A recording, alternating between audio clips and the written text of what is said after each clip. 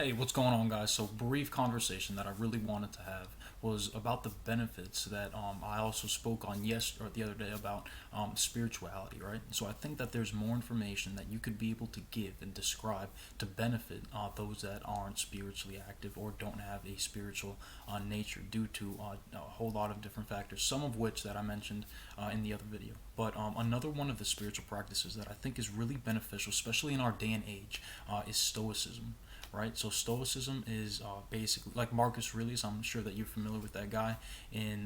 He's played a character in a couple different movies, but he's also a really good figurehead to be able to understand the downfalls and also the benefits of having a lifestyle that is of a serious prestige. So Marcus Aurelius, basically, in his day and age, he was the emperor of the Roman Empire, and he was basically the highest level of authority that you could get at that point in time. And the way that he shepherded that responsibility is something that all of us should seek to do if we plan on being productive members of society, right?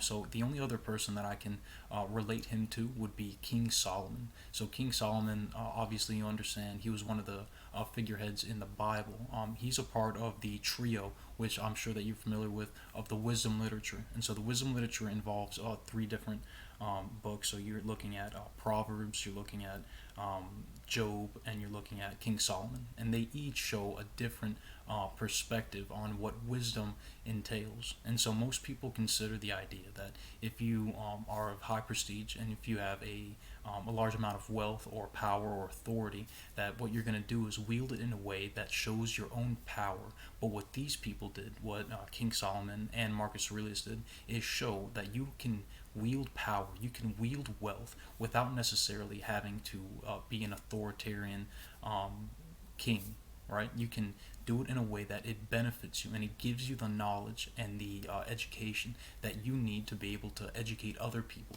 So Marcus Aurelius had a book. He wrote an entire book of his wisdom that he had gained throughout the years of his reign.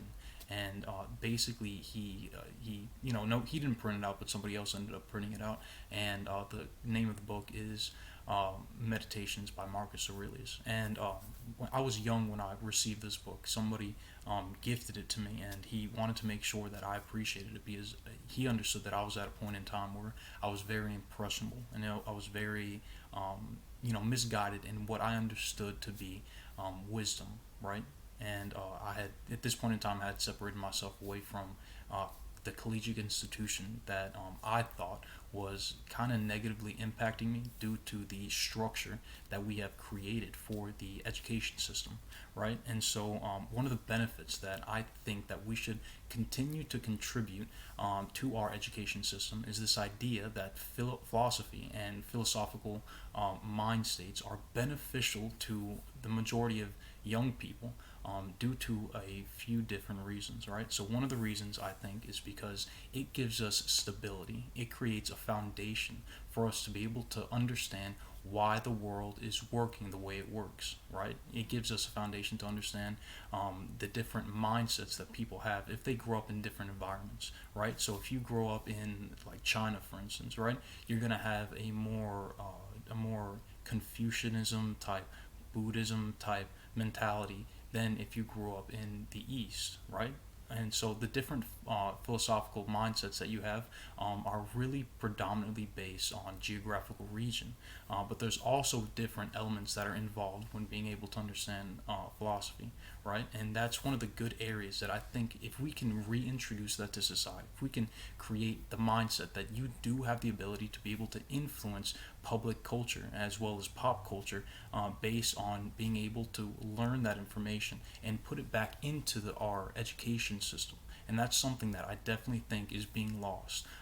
So Stoicism has also, severely impacted me in being able to understand what I see as the benefits versus the deficits of not having wealth versus having wealth, right? And so, what I would like to do is hopefully to share with the readers, to share with the viewers, that they have an opportunity to be able to change the direction of their life based on what they see as successful, right? So, most people consider success being something where you have a high monetary value or you have a high net worth, but I think it's deeper than that. I think that if you have the ability to be able to show your importance, the things that you value in life, as things that are not necessarily of the flesh, right? That's the biblical version of what you would say, not of material possessions, right?